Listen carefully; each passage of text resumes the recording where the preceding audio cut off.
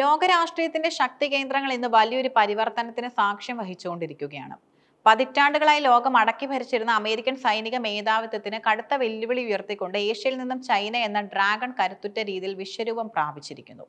നയതന്ത്ര മേശകളിലെ ചർച്ചകളെക്കാൾ ഉപരിയായി ആകാശത്തെ അദൃശ്യമായ സ്റ്റെൽത്ത് യുദ്ധവിമാനങ്ങളും സമുദ്രത്തിന്റെ ആഴങ്ങളിലെ അത്യാധുനിക മിസൈലുകളുമാണ് വരുംകാല ലോകത്തിന്റെ വിധി നിർണ്ണയിക്കുക. ഈ പശ്ചാത്തലത്തിൽ അമേരിക്കൻ പ്രതിരോധ രംഗത്ത് വലിയ ചർച്ചയാകുന്നത് എയർഫോഴ്സ് ആൻഡ് സ്പേസ് അസോസിയേഷന്റെ മിച്ചൽ ഇൻസ്റ്റിറ്റ്യൂട്ട് പുറത്തുവിട്ട പുതിയ പ്രതിരോധ റിപ്പോർട്ടാണ്. ചൈനയുടെ വളരുന്ന സൈനിക ശക്തിയെ തടയാൻ അമേരിക്കൻ വ്യോമസേനയ്ക്ക് വമ്പിച്ച ആയുധശേഖരം ആവശ്യമാണെന്ന് ഈ റിപ്പോർട്ട് അടിവരയിടുന്നു. പഴയ ശീതയുദ്ധം അമേരിക്കയും സോവിയറ്റ് യൂണിയനും തമ്മിലായിരുന്നുവെങ്കിൽ പുതിയ ശീതയുദ്ധം സാമ്പത്തികമായും സാങ്കേതികമായും ഒരുപോലെ കരുത്തരായ ചൈനയും അമേരിക്കയും തമ്മിലാണ്. ചൈന ഇന്ന് വെറും ഒരു കമ്പോള ശക്തിയല്ല. ശത്രുവിന്റെ റഡാറുകളെ കണ്ണുവെട്ടിക്കാൻ ശേഷിയുള്ള സ്റ്റെൽത്ത് വിമാനങ്ങളും മിനിറ്റുകൾക്കുള്ളിൽ ഭൂഖണ്ഡങ്ങൾ താണ്ടി കൃത്യമായി ലക്ഷ്യത്തിലെത്തുന്ന ഹൈപ്പർസോണിക് മിസൈലുകളും ചൈനയുടെ ആയുധപ്പുരയിൽ സജീവമായി കഴിഞ്ഞു. ഈ സാഹചര്യത്തിലാണ് അമേരിക്കയുടെ സ്ട്രാറ്റജിക് അറ്റാക്ക് എന്ന റിപ്പോർട്ട് പ്രസക്തമാകുന്നത്. Colonel Mark Gunzinger, Heather R Penney എന്നിവർ തയ്യാറാക്കിയ ഈ പഠനം അമേരിക്കൻ വ്യോമസേനയുടെ പരിമിതികളെയും വരാനിരിക്കുന്ന വെല്ലുവിളികളെയും കൃത്യമായി തുറന്നു കാട്ടുന്നു. കഴിഞ്ഞ 10 വർഷത്തിനിടയിൽ ചൈനയുടെ പീപ്പിൾസ് ലിബറേഷൻ ആർമി കൈവരിച്ച പുരോഗതി അത്ഭുതകരമാണ്. തായ്വാൻ കടലിടുക്കിൽ അമേരിക്കയുടെ ഇടപെടൽ തടയുക എന്ന ലക്ഷ്യത്തോടെയാണ് ചൈന തങ്ങളുടെ ആയുധങ്ങൾ വികസിപ്പിച്ചിരിക്കുന്നത്.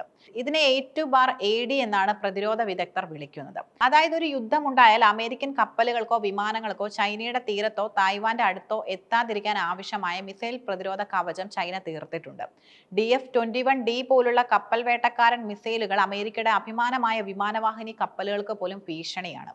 പഴയ യുദ്ധങ്ങളിൽ അമേരിക്കൻ വ്യോമസേനയ്ക്ക് പസഫിക് സമുദ്രത്തിലെ ദ്വീപുകളിലും ജപ്പാനിലും ഗുവാമിലുമൊക്കെ സുരക്ഷിതമായ താവളങ്ങൾ ഉണ്ടായിരുന്നു. ശത്രുവിന്റെ പരിധിക്ക് പുറത്തിരുന്ന് ആക്രമണം ആസൂത്രണം ചെയ്യാൻ അമേരിക്കയ്ക്ക് ഇതുവഴി സാധിച്ചിരുന്നു. എന്നാൽ ചൈനയുടെ ദീർഘദൂര ബാലിസ്റ്റിക് മിസൈലുകൾ ഇന്ന് ഈ താവളങ്ങളെല്ലാം ലക്ഷ്യം വെക്കാൻ ശേഷിയുള്ളവയാണ്. മുൻപ് അമേരിക്കയ്ക്ക് സുരക്ഷിതമായിരുന്ന ഈ അഭയ കേന്ദ്രങ്ങൾ ഇപ്പോൾ ഇല്ലാതായിരിക്കുന്നു. ശത്രുവിന് സുരക്ഷിതമായ ഒളിത്താവളങ്ങൾ അനുവദിക്കാത്ത വിധത്തിൽ ആക്രമണം നടത്താൻ അമേരിക്കയ്ക്ക് കഴിയണമെന്നാണ് മിച്ചൽ ഇൻസ്റ്റിറ്റ്യൂട്ട് റിപ്പോർട്ട് ആവശ്യപ്പെടുന്നത്. റിപ്പോർട്ട് മുന്നോട്ട് വെക്കുന്ന ഏറ്റവും പ്രധാനപ്പെട്ട ആവശ്യം ആയുധങ്ങളുടെ എണ്ണം വർദ്ധിപ്പിക്കുക എന്നതാണ്. നിലവിൽ അമേരിക്ക ആലോചിക്കുന്ന 100B-21 റെയ്ഡർ ബോംബറുകൾ നിർമ്മിക്കാനാണ്. എന്നാൽ ചൈനയെ പോലൊരു വൻ ശക്തിയെ നേരിടാൻ ഇത് മതിയാകില്ലെന്നും കുറഞ്ഞത് 200B-21 ബോംബറുകൾ വേണമെന്നും റിപ്പോർട്ട് പറയുന്നു. ലോകത്തിലെ ഏറ്റവും ന്യൂനതമായ സ്റ്റെൽത്ത് സാങ്കേതിക വിദ്യയാണ് ഇതിലുള്ളത്. ഇതിന് ശത്രുവിന്റെ അത്യാധുനിക വ്യോമ പ്രതിരോധ സംവിധാനങ്ങളെ തകർത്തുള്ളിലേക്ക് കടന്ന ആണവായുധങ്ങളോ സാധാരണ ബോംബുകളോ വർഷിക്കാൻ കഴിയും.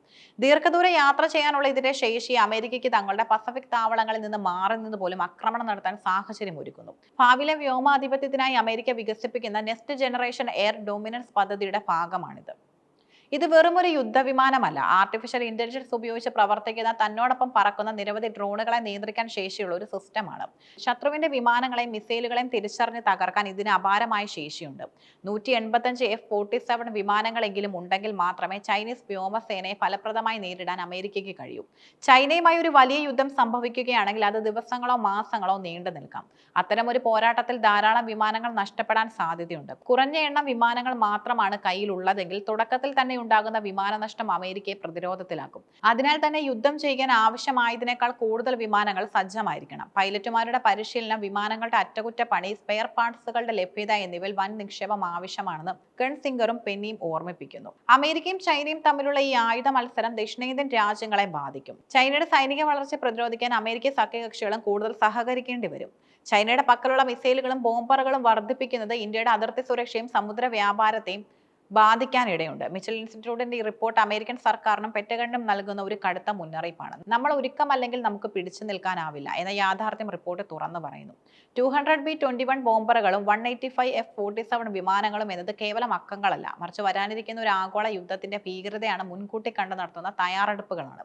ലോകം വീണ്ടും ഒരു വലിയ ആയുധ പന്തയത്തിലേക്ക് കാലെടുത്ത് വെക്കുകയാണ്. ശാന്തിയുടെ പസഫിക് സമുദ്രം ഭാവിയിൽ ഒരു യുദ്ധക്കളമായി മാറുമോ എന്ന് ആശങ്കപ്പെടേണ്ട സാഹചര്യമാണ് ഇന്ന് നിലനിൽക്കുന്നത്.